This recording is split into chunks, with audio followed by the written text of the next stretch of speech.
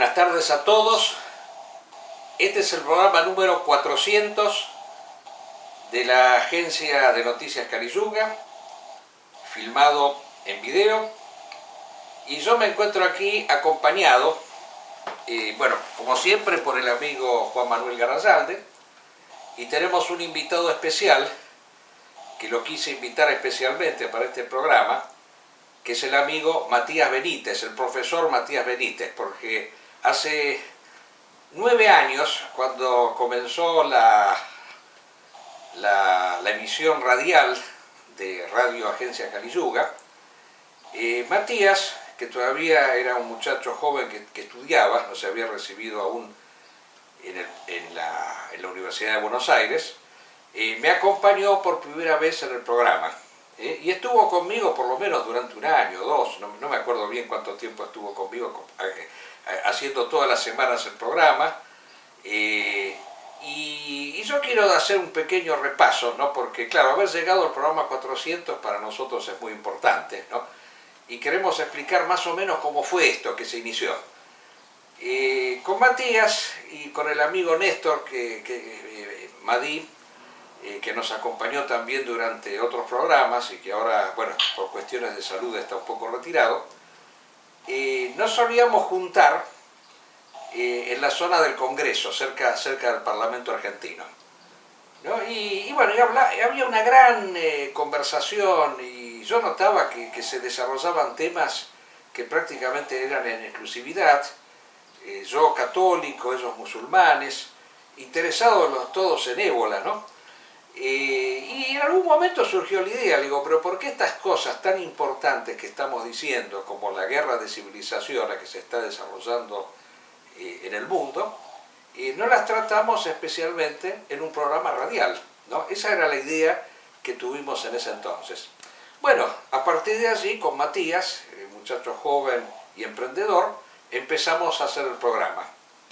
Y yo quiero señalar que fue un 2 de mayo del 2012, y elegimos el 2 de mayo porque se cumplía el primer aniversario de la muerte de Osama Bin Laden, que para nosotros es, desde todo punto de vista, uno de los emblemas de la revolución antimoderna, porque fue el que inició todo este proceso que comienza el 11 de septiembre del 2001 y que, bueno, que continúa todavía hoy. Y bueno, hoy en día podemos decir que después de 9 años tenemos que anunciar grandes acontecimientos, como ser que, por ejemplo, en la semana pasada, el movimiento talibán, del cual nosotros hablábamos tanto, que estaba luchando en contra de la invasión norteamericana y de 45 países satélites que acompañaban a los Estados Unidos, se está haciendo paulatinamente del país, porque ha ocupado en esta semana que ha pasado 9 ciudades, 9 capitales provinciales, entre las cuales nada menos que la ciudad de Kunduz. Y bueno, esto es importante porque han ocupado la zona del noreste del Afganistán, que limita con los países de Asia Central, satélites de la Unión Soviética, como Uzbekistán y Tayikistán. Bueno, esto ha producido desde ya que en Rusia se genere un tremendo temor, porque para ellos el problema no es solamente Afganistán, sino la posibilidad de que el fundamentalismo islámico pueda avanzar hacia esos países y producir, bueno, inconvenientes muy graves al régimen de Putin, que, como vamos a explicar después, lo venimos diciendo desde hace varios programas, es una continuidad del antiguo zarismo en su fase degenerada, corrompida por la modernidad, y el comunismo ruso, con una serie de implementos tecnológicos nuevos, como ser, por ejemplo, la aplicación del polonio, del material radiactivo, para eliminar a los opositores, cosa que, bueno, el señor Stalin nunca llegó a aplicar, porque lo más que aplicó, como explicamos también en su momento, es ese famoso piolete en contra de Trotsky cuando le perforó el cráneo en la ciudad de Coyoacán, en México. Bueno, pero no me quiero extender demasiado, ¿eh? Yo quiero cederle un poco la palabra a Matías, ¿eh? Tantos años, tanto tiempo sin vernos, ¿eh? Porque claro, a veces las circunstancias de la vida obligan a las personas a distanciarse, pero nosotros estamos seguros de que él sigue compartiendo los ideales. Recuerdo simplemente este detalle también que quiero agregar. En su momento quisimos hacer, y lo seguimos manifestando, un frente cristiano-islámico. Que, bueno, ahora lo tenemos a Garayalde, que es otro componente del cristianismo ortodoxo, yo católico, Garayalde cristiano ortodoxo.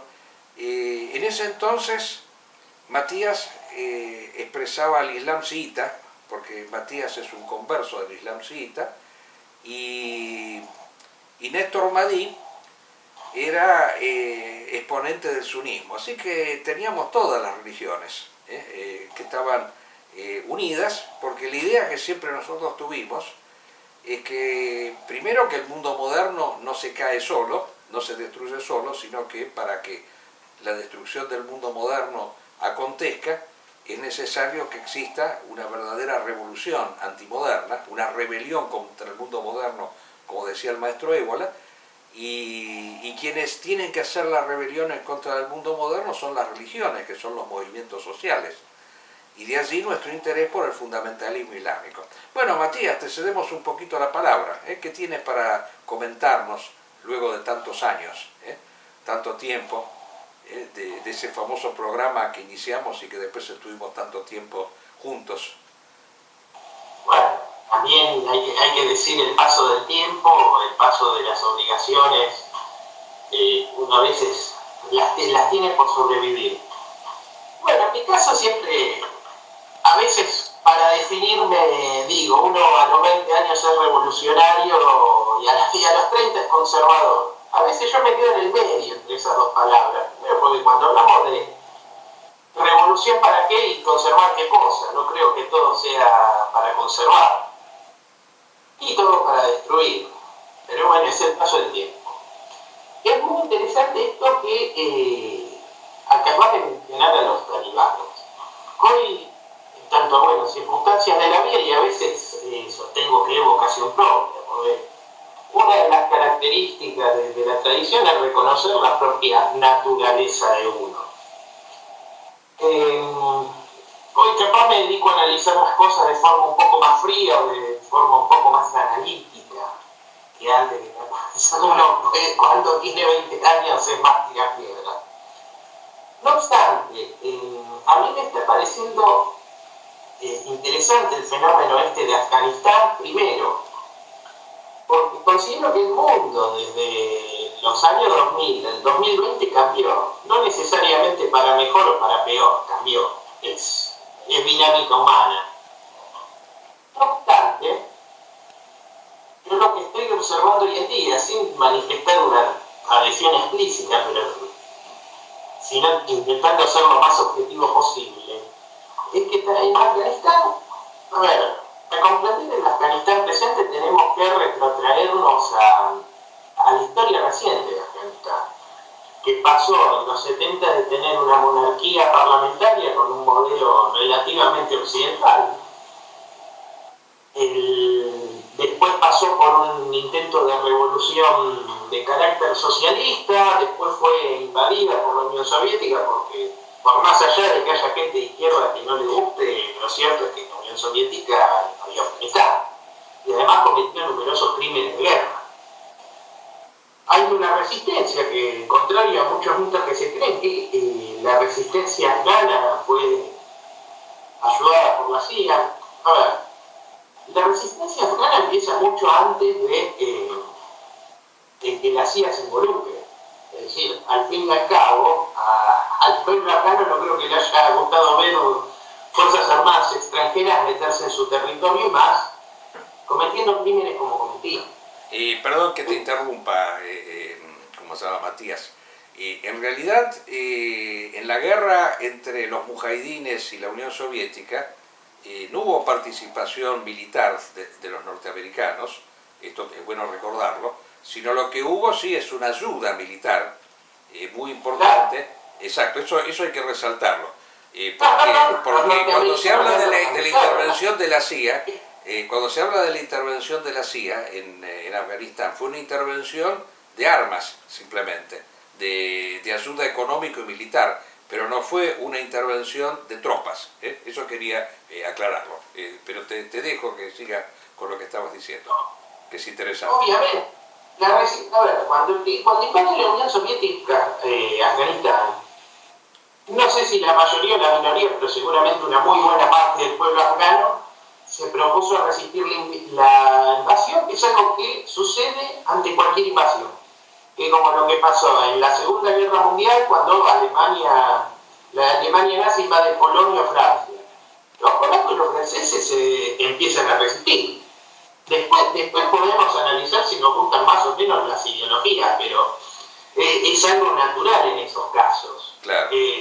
Es natural. La Alemania de la Unión Soviética, que muchos rusos que no eran comunistas defienden su país, y lo mismo pasó en Vietnam o en Afganistán, y pasa en cualquier parte del mundo. Exacto, pero lo que acá hay que resaltar de Afganistán es que fue una revolución antimoderna, porque el régimen que hubo antes, que tú mencionaste, el régimen socialista que hubo antes, fue algo parecido en algunos aspectos a lo que sucedió en Turquía con Kemal Atatürk cuando se quiso secularizar el sistema del mundo islámico.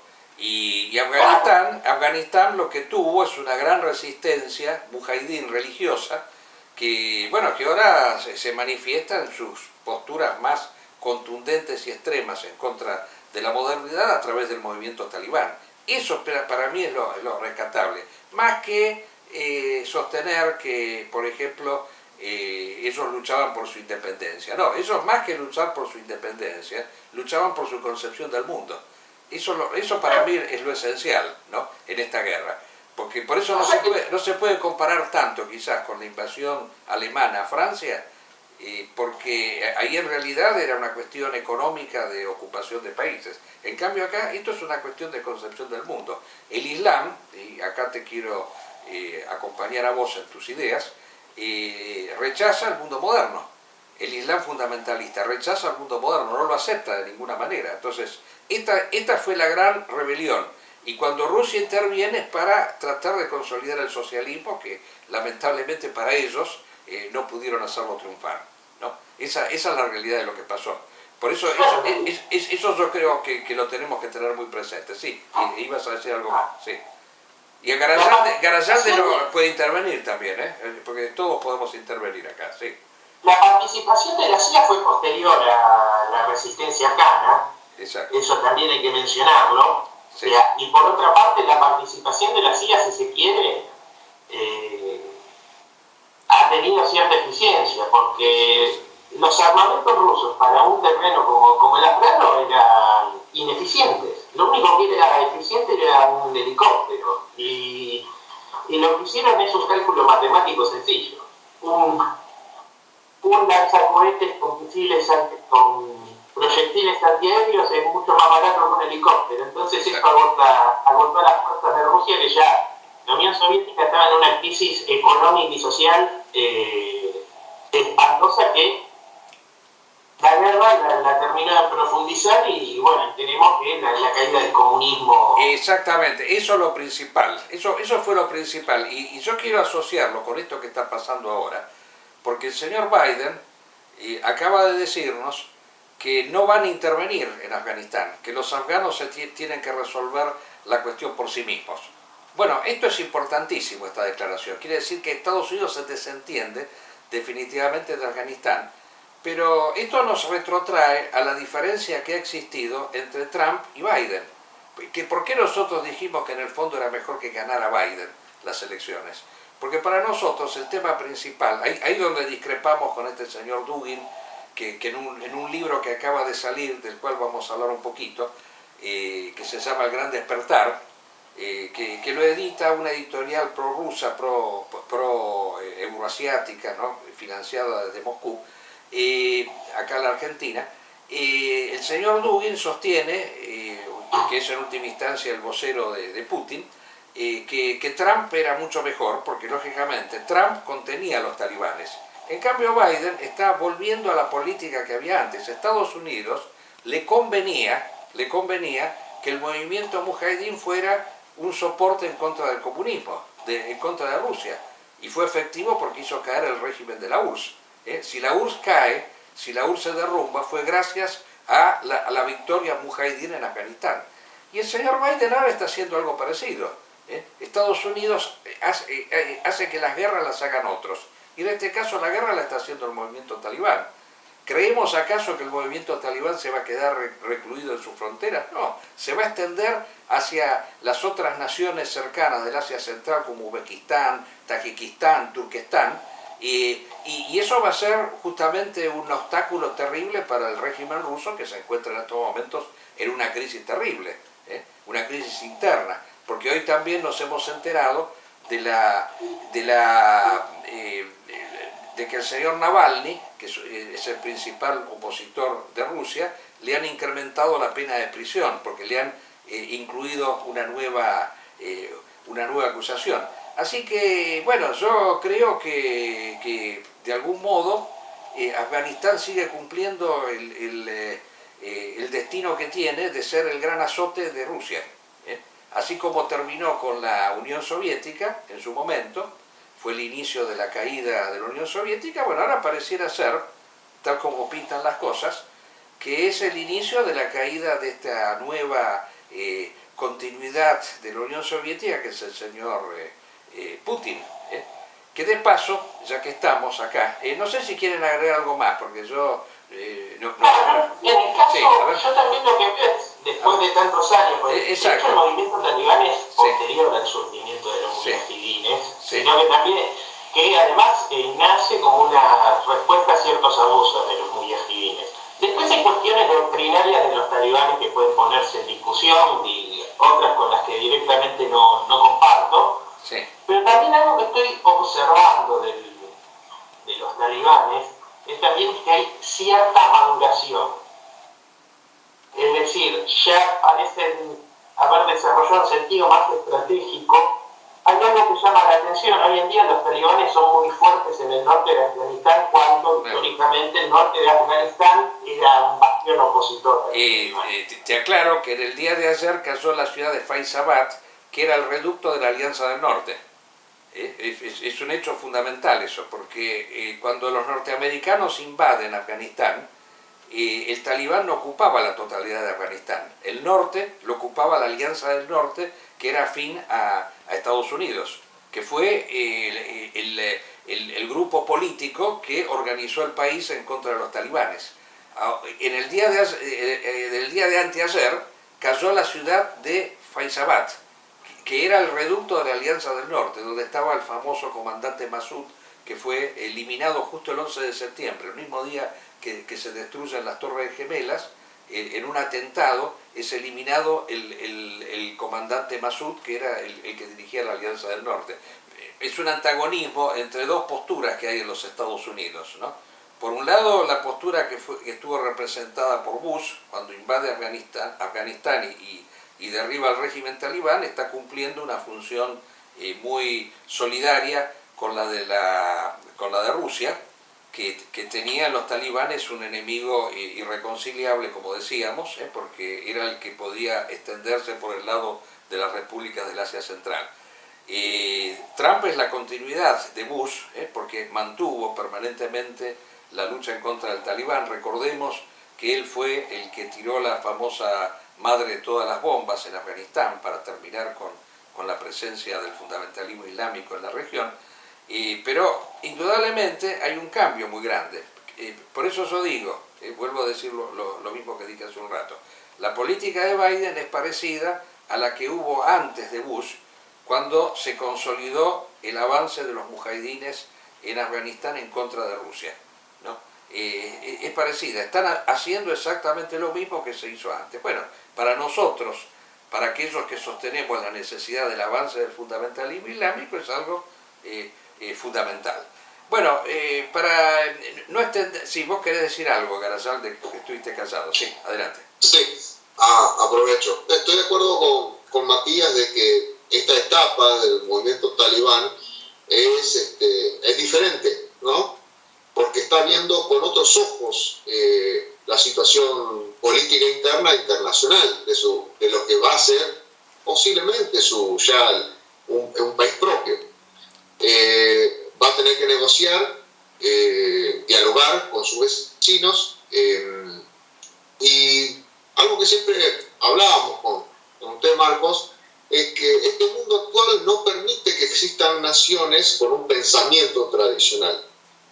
Y quizás los talibanes den el puntapié para crear un lugar que si ellos saben y entienden cómo dirigirse o actuar en el concierto de las naciones, puede ser ese modelo de país donde estén separados de los elementos que conforman y dan origen al hombre moderno, por así decirlo. El Islam indudablemente es la única religión que en los tiempos actuales no ha cambiado su esencia. Exactamente. Y es fuertemente tradicional. Exacto. Es antimoderna. Exacto. No ha renegado nunca de ninguno de sus preceptos. Nosotros tenemos ya encíclicas del siglo XIX, del siglo XX en la Iglesia Romana que ya aceptan la existencia del capitalismo, del liberalismo, de las fuerzas sociales, del mercado, como que hay un ayornamiento, una aceptación, como si no estábamos obligados a aceptar esto que ocurre. En cambio el Islam no, dice, esto no. Cuando escuchamos la ideología de género, justamente lo más antitético que puede existir con respecto a la ideología de género es lo que está practicando el movimiento talibán cuando establece tajantes escisiones entre lo que es el hombre y la mujer. Cosa que actualmente es todo lo contrario, porque se puede hacer todo y de todo. Claro, pero sin extendernos demasiado en el tema, porque si no vamos a hablar solamente de lo que pasa en Afganistán. Yo quiero redondear con esto. Indudablemente la victoria talibán, retomo lo del comienzo, ¿no? Cuando empezamos hace 9 años con la agencia Kali Yuga, la bandera era el impulso de la revolución fundamentalista, que tenía su epicentro fundamental, uno de sus epicentros en Afganistán, luego tuvimos lo de Siria, lo de Irak, y hoy, después de 9 años, la victoria talibán. ¿Cuál va a ser la consecuencia? Bueno, como decía hace un instante, por un lado el tema de el avance hacia el territorio ruso y por lo tanto la revolución islámica en territorio ruso. Y por otro lado, bueno, todo el mundo islámico yo pienso que va a ser un hervidero a partir de esto. Es indudable, el fundamentalismo se va a sentir tremendamente motorizado. Ahora, volviendo al tema de Rusia, que yo no lo quiero obviar de ningún modo, nosotros somos los que sostenemos que, claro, Rusia es en estos momentos de las naciones modernas la peor de todas, porque está llevando adelante una actitud así belicista, imperialista, estrepitosa, ¿no? Y hoy ha salido un informe en la BBC, que nosotros lo hemos reproducido en varios sitios, de esta famosa agencia Wagner, que aquí el amigo Rodrigo nos va a pasar algunos fragmentos de este video que reproduce la BBC, en donde se explica lo que está pasando en Libia, otro territorio en donde se está haciendo la guerra entre el fundamentalismo islámico y la modernidad, y en donde, bueno, se han efectuado así una serie de actos de violencia, de gran crueldad, como se pueden ver en el video. Pero claro, esto pone, digamos así, la óptica en esta famosa agencia Wagner, que es una asociación militar de mercenarios rusos que ha estado actuando primero en Crimea para obtener la confiscación de Crimea para el territorio ruso, la ocupación de Crimea. Luego en Ucrania, en donde estuvo incentivando y armando todas las oposiciones anti-ucranianas de esta revolución que se dio en el Donbass. Luego ha actuado en Siria, ¿no? La intervención de Rusia en Siria, respaldando el régimen de Assad. Ha actuado en Mozambique, en la República Centroafricana, y esto nos trae a la memoria un hecho importante.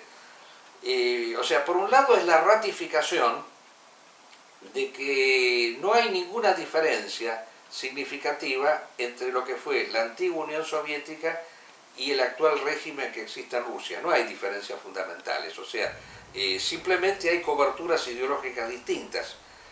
Antes los que respaldaban por el mundo al comunismo eran a Rusia en su faz de Unión Soviética, eran los partidos comunistas. Bueno, ahora hay una pseudo derecha que es la que exalta a la figura de Putin y exalta también a la figura de Trump, ¿no? Es una cosa lamentable esto, es señalarlo aquí. Cuando estaba la Unión Soviética, ¿cuál era la fuerza mercenaria que estaba actuando en África y en distintos países del mundo? El ejército cubano. Recordemos esto, los mercenarios cubanos que estuvieron actuando en Mozambique, en Angola, en otras regiones de África, y ahora están haciendo lo mismo estas fuerzas mercenarias que están dirigidas. Acá podemos mostrar la foto del jefe de esta fuerza mercenaria, que es el señor Prigozhin, que es conocido como el chef de Putin, ¿eh? O sea, era la persona que era como el cocinero de Putin, lo conocen así, pero después se ha hecho multimillonario este señor. Bueno, él es el que dirige y organiza esta fuerza. Miren qué cosa interesante que es esto. Así como nosotros hemos visto que los crímenes que se cometen en distintos países del mundo están de alguna manera incrementados a través de la utilización de procedimientos más sofisticados como la utilización del polonio y otras cosas parecidas. Bueno, ahora tenemos estas famosas milicias revolucionarias que están de mercenarios que están actuando en el mundo entero. Es un detalle importante y significativo que hay que resaltar aquí. Así que, bueno, esta era la noticia que yo quería dar, que es muy importante, ¿no? Porque indudablemente es un problema severo que existe actualmente en el mundo. Pero en sí es una tendencia, ¿no? Porque no hace poco vio que asesinaron al presidente de Haití y utilizaron una agencia que era colombiana, creo, que no tenían ni idea los colombianos de lo que estaban haciendo. Los llevaron a hacer ese golpe de Estado y el asesinato. Exacto. Después los agarraron y los mataron a casi todos. Pero era también una agencia no sé si decirlo de seguridad o qué, pero bueno, mercenarios, ¿no? Sí, en este caso no podemos decir que haya sido la agencia Wagner, pero puede haber sido otra, con ciertas afinidades muy significativas. Pero esto se asocia, a mi entender, con todas esta pseudo derecha que tenemos actualmente en el mundo, que es la que ha asumido el papel así de Rusia como una especie de adalid libertador de la humanidad, que es la que nos va a sacar de este fenómeno de la globalización que estamos viviendo. Yo estoy muy impactado por este libro que ha publicado este señor Dury, que se ha editado acá en la Argentina, ¿no? En donde, bueno, esta persona considera que el enemigo no es Estados Unidos. Esto es interesante. Sino que el enemigo sería un grupo de personas que actúan en Estados Unidos, que serían lo que él llama el poder globalizador. Él distingue entre los Estados Unidos tradicionales, que estarían representados por el señor Trump, y esta especie de poder globalizador que es el que en estos momentos quiere prácticamente controlar el mundo. Y esto se asocia con toda una serie de doctrinas conspirativas que hemos estado escuchando hasta el cansancio últimamente, como por ejemplo sostener que la pandemia ha sido producida a propósito para vacunarnos y ponernos a todos las famosas microchips por el cual nos pueden controlar y dirigir. Otra idea estrafalaria de que el cambio climático no existe. Esto viene al caso porque nosotros hemos escuchado también en la semana que transcurrió un informe que emitió la ONU sobre la situación catastrófica que vive la humanidad con respecto al cambio climático, porque estamos en estos momentos teniendo unos cambios en el clima estrepitosos, temperaturas que nunca se han visto. Por ejemplo, en Canadá ha habido temperaturas como de 50 grados, cuando normalmente lo máximo que podía haber habido eran 35 grados. Y bueno, la conclusión es que este informe dice que el planeta se calcula que para el 2030 va a haber un incremento de 2 grados en la temperatura del planeta y que por lo tanto va a haber también un incremento en la licuación de los polos y por lo tanto va a aumentar la superficie cubierta por agua en el planeta. Varios países van a desaparecer, en pocas palabras. Y bueno, esto es indudable que es el producto del capitalismo, todo esto que ha sucedido. La tradición es importante porque es aquella postura que considera que el hombre tiene que poner el acento fundamentalmente en las temáticas espirituales.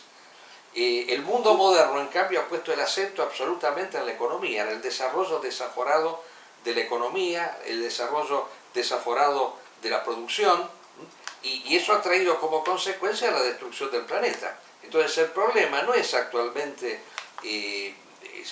la globalización o los particularismos expresados por las distintas naciones que según este señor Dugin estaría representado por el señor Putin, sino el problema es la concepción moderna o la concepción tradicional. Esa es la única alternativa que existe. O un mundo pensado en función de valores espirituales prioritarios o un mundo pensado en función de la economía.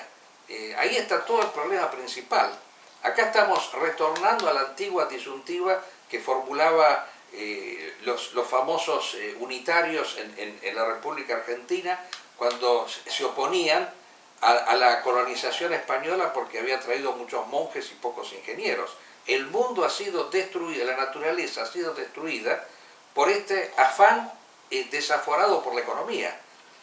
Cada vez se quema más combustible fósil, cada vez se incrementa más el recalentamiento global, ¿no? Esta es la desgracia que estamos viviendo actualmente.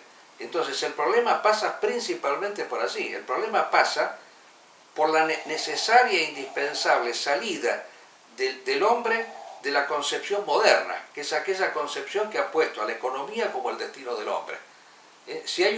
Tiene que existir una humanidad en la cual los valores espirituales tengan primacía por sobre los valores materiales. Esa es la única disyuntiva que existe realmente. O sea, eso es lo único que hay que hacer actualmente. Por eso, estas concepciones no conducen absolutamente a ningún lado. Esa no es la alternativa que hay que formular en estos momentos.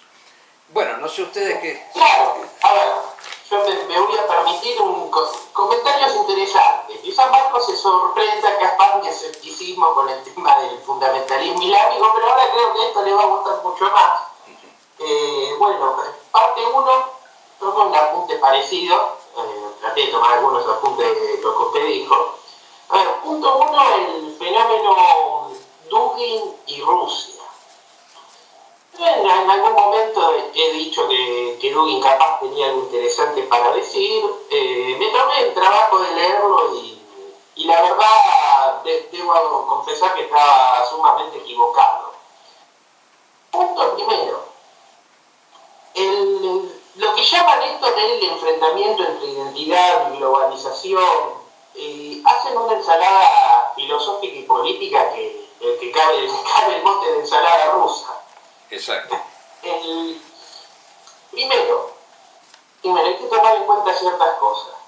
Dugin tiene un serio problema con la alfabetización, el estudio de las ciencias, las tecnologías, pero para él es todo moderno.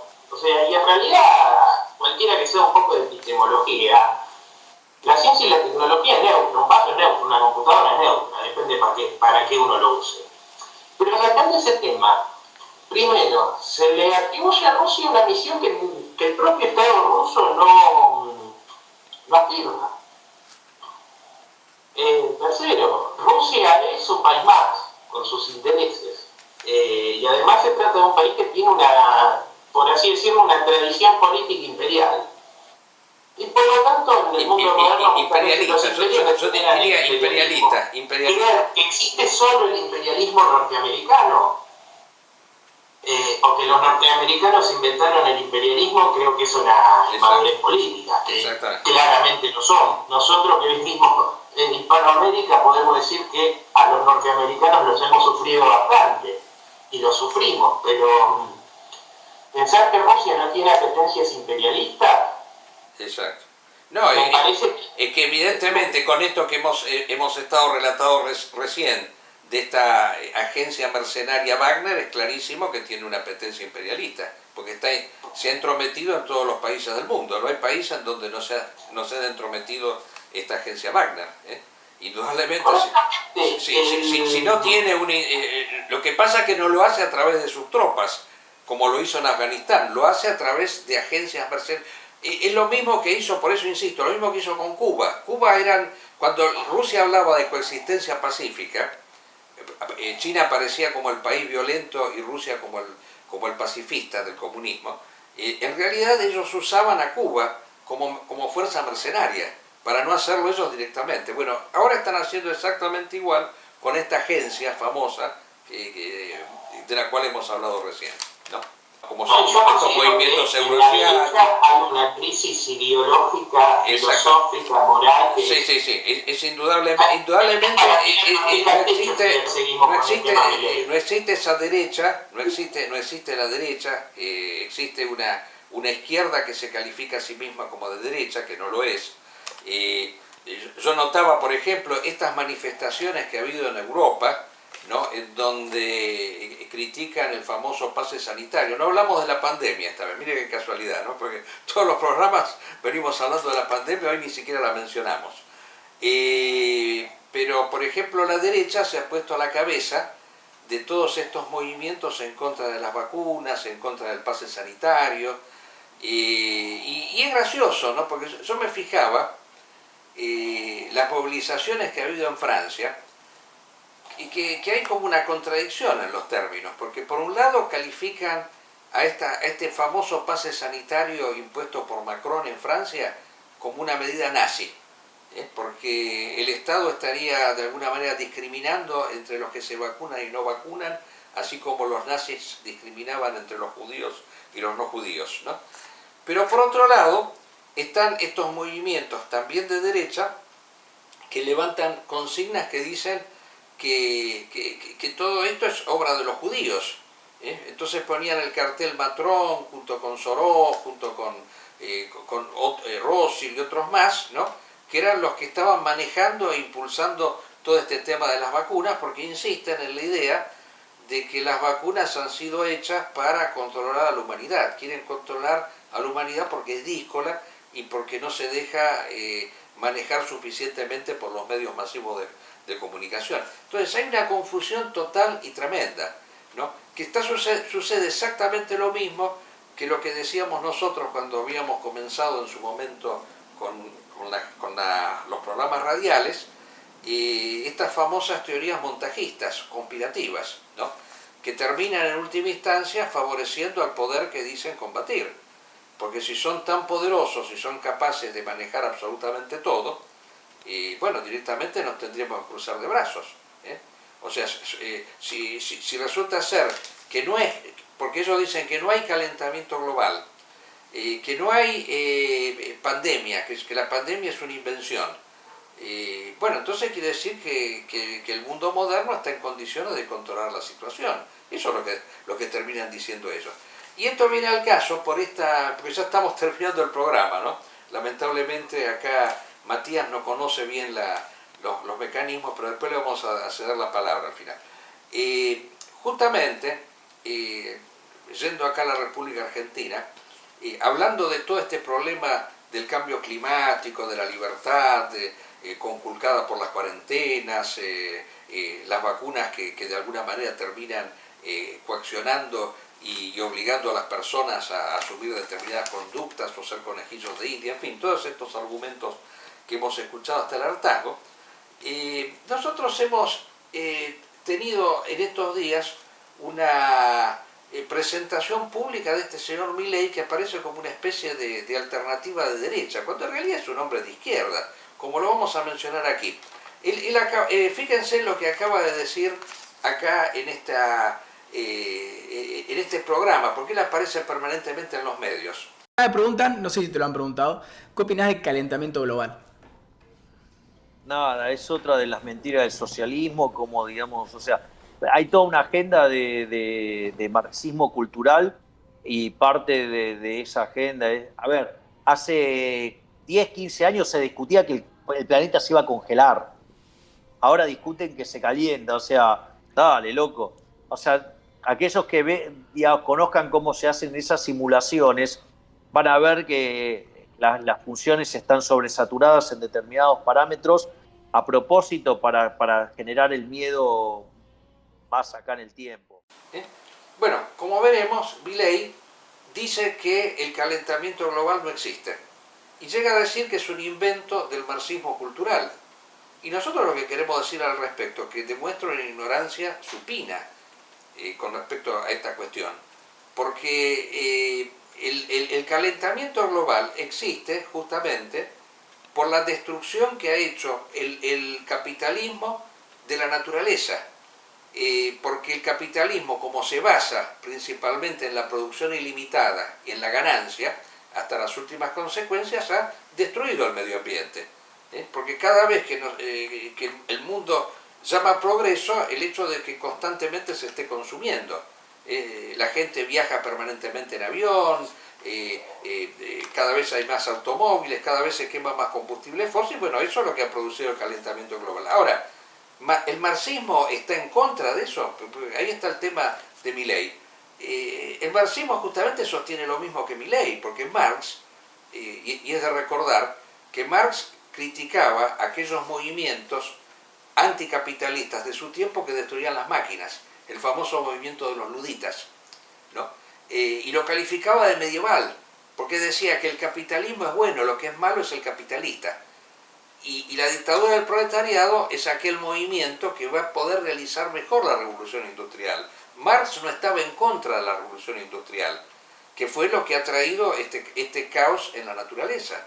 Porque si por un lado hemos tenido una serie de chucherías tecnológicas que nos, de alguna manera, simplifican la existencia, y bueno, pero el precio a pagar por eso ha sido terrible. Porque si el mundo está en una situación de caos irreversible, fíjense lo que dice el informe de la ONU. En el 2030, cuando antes se hablaba del 2050, ahora se habla del 2030, el mundo va a llegar a una situación de catástrofe. Los incendios forestales, las inundaciones, los tsunamis, o sea, fenómenos que antes sucedían cada 100 años, ahora suceden cada 10, ¿no? Entonces, y esto no tiene ningún tipo de solución, porque para que haya solución hay que salir del sistema capitalista. Esa es la única solución que hay. O sea, hay que ir a un sistema en donde la economía no sea el destino, en donde el hombre viva un poco más en la contemplación, el hombre vive un poco más en una actitud dedicada a los valores espirituales y no a los valores materiales, que no esté pensando siempre en tener, en poseer y en consumir, sino que dedique su vida a la plegaria, a la oración. Qué importante que son los movimientos religiosos al respecto. La religión es fundamental en ese aspecto. O sea, la religión tiene que ser aquel elemento que informe al ser humano. En estos momentos es más necesaria que nunca, porque si el hombre reza, no está dedicando su tiempo al consumo, ¿no? Un hombre que, por ejemplo, qué bueno el Islam, en donde se reza hasta 5 veces por día. Qué bueno que son esas cosas, porque quiere decir que el hombre no se dedica al consumo. Y este señor Milei se equivoca en esto fundamental. La antítesis no es entre marxismo y capitalismo, sino la antítesis es entre tradición y modernidad. Eso hay que tenerlo muy claro, que es lo fundamental en todo esto, ¿no? Ahí está el error principal de estas personas. El error viene de allí principalmente. Bueno, estamos ya prácticamente terminando. ¿Quieren agregar algo, tanto Garasalde como Matías? Sí, Garasalde. No, le he dado la palabra a Matías, que Bueno, que lo tenemos acá, Bueno, al amigo. está bien, no se peleen, adelante. Bueno, muchísimas gracias por la sesión de palabras. Bueno, a ver, yo considero que hay una crisis, ¿no?, en estos grupos de derecha, lo que hablábamos antes, el relativismo epistemológico y moral como una plaga de los tiempos de descomposición de la modernidad, que es la posmodernidad. En primer lugar, estas teorías que defienden esta nueva derecha son teorías que no tienen ningún tipo de sustento, porque de hecho, en economía clásica precisamente, de lo que se habla es del valor trabajo, y acá lo que más hablan es del valor subjetivo de los bienes y servicios. Eso ya de por sí, el valor subjetivo es una anécdota, como claro, que dicen, no, una botella en el medio del desierto del Sahara va a valer más, por la apreciación subjetiva. Sí, pero es una falacia, porque es algo anecdótico, no es algo general. Eso por un lado. Segundo, que considero que la economía es algo lo suficientemente importante para no dejársela a los economistas. Por lo tanto, me parece que existe por parte de muchos economistas cierta arrogancia de creer que ellos son la única disciplina posible y que el resto, como bien lo decía Marcos, somos todos marxistas culturales. Exactamente. Entonces, yo no sé qué es esa cosa del marxismo cultural, porque la verdad son dos cosas distintas. No sabía que Marx se dedicaba A la cultura. a opinar de música, de música y de artes plásticas, o de poesía. Yo tenía entendido que Marx hacía análisis económico. Y bueno, Pero, en eso insisto que son tremendamente cercanos al marxismo, porque piensan que la economía es lo que resuelve todos los problemas. Cuando en cualquier civilización normal, la economía fue una disciplina subordinada, totalmente. Porque, o sea, se pensaba en la economía en función de algo que tenía que estar por encima de la economía. Mantener al hombre para que el hombre pueda alcanzar la eternidad. Esa era la única función de la economía. Por eso la vida en la sociedad tradicional, la vida económica, siempre fue concebida desde el punto de vista de la frugalidad, no del lujo y del incremento del consumo, que es propio de la modernidad. Donde hay lujos, donde hay incremento del consumo, hay destrucción de la naturaleza. Eso es indubitable. Entonces, hasta que no se cambie eso, es imposible detener el colapso del planeta. El planeta está destinado al colapso en estos momentos. Esta es la terrible constatación que hace este informe de la ONU. Para el 2100 ya se considera que el mundo está al punto del colapso. Sí, se lo dice tajantemente.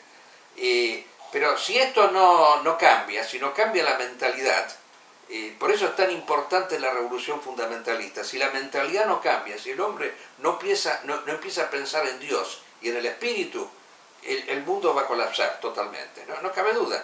Porque incluso es gracioso, ¿no?